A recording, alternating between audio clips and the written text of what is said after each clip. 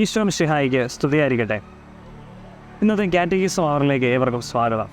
നമ്മളിന്ന് ചർച്ച ചെയ്യുന്നത് മനുഷ്യരുടെ എല്ലാ പാപങ്ങളും മോചിക്കാൻ വൈദികർക്ക് അധികാരമുണ്ടോ എന്നാണ്. ചില പാപങ്ങളൊഴിച്ച് മറ്റെല്ലാ പാപങ്ങളും മോചിക്കാൻ ഓരോ പുരോഹിതനും അധികാരമുണ്ട്.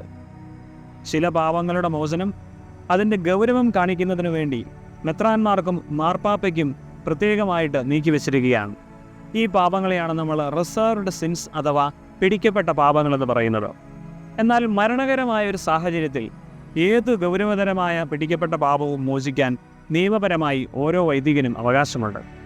കത്തോലിക്ക സഭയിലെ പിടിക്കപ്പെട്ട പാപങ്ങളാണ്: ഒന്നാമത്തേത് വിശ്വാസത്യാഗം, ശീഷ്മ അഥവാ പാഷണ്ഡത.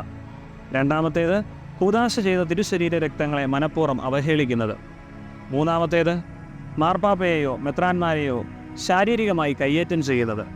നാലാമത്തേത് കുമ്പസാര രഹസ്യം പുറത്തു പറയുന്നത്.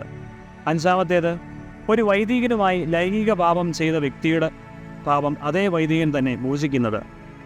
ആറാമത്തേത് മാർപ്പാപ്പയുടെ അനുവാദമില്ലാതെ മെത്രാന്മാരെ വാഴിക്കുന്നത്. ഏഴാമത്തേത് കുമ്പസാര രഹസ്യം ഒഴിഞ്ഞു നിന്ന് കേൾക്കുകയും അത് പരസ്യപ്പെടുത്തുകയും ചെയ്യുന്നത്. എട്ടാമത്തേത് കൈവപ്പ് ലഭിക്കാതെ പരിശുദ്ധ കുർബാന അർപ്പിക്കുന്നത്. ഒൻപതാമത്തേത് പുരോഹിത അല്ലാതിരിക്കെ കുമ്പസാരിപ്പിക്കുന്നത്.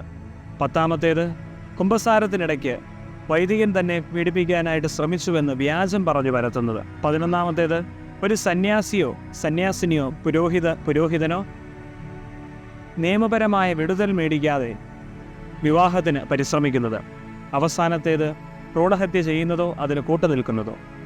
ഈ പറഞ്ഞ പാപങ്ങളെല്ലാം സഭാഗാത്രത്തെ എത്രത്തോളം മുറിപ്പെടുത്തുന്നുവെന്ന് ഇവയെല്ലാം കേൾക്കുമ്പോൾ തന്നെ നമുക്ക് മനസ്സിലാകും. അതുകൊണ്ടാണ് പരിശുദ്ധ കത്തോലിക്ക സഭ ഈ പാപങ്ങളെല്ലാം റിസർവ്ഡ് സിൻസ് അഥവാ പിടിക്കപ്പെട്ട പാപങ്ങളായിട്ട് നിജപ്പെടുത്തിയിരിക്കുന്നത്. എന്നാൽ 2016 കരുണയുടെ വർഷം പ്രഖ്യാപിച്ചുകൊണ്ട് അവയിൽ അവസാനം നമ്മൾ പറഞ്ഞ ഭ്രൂണഹത്യ അല്ലെങ്കിൽ ഭ്രൂണഹത്യയ്ക്ക് കൂട്ടുനിൽക്കുന്നത്, അതിനുള്ള പാപമോചനം നൽകാൻ വൈദികർക്ക് കൂടി മാർപ്പാപ്പ അനുവാദം നൽകിയിട്ടുണ്ട്. ദൈവം അനുഗ്രഹിക്കട്ടെ.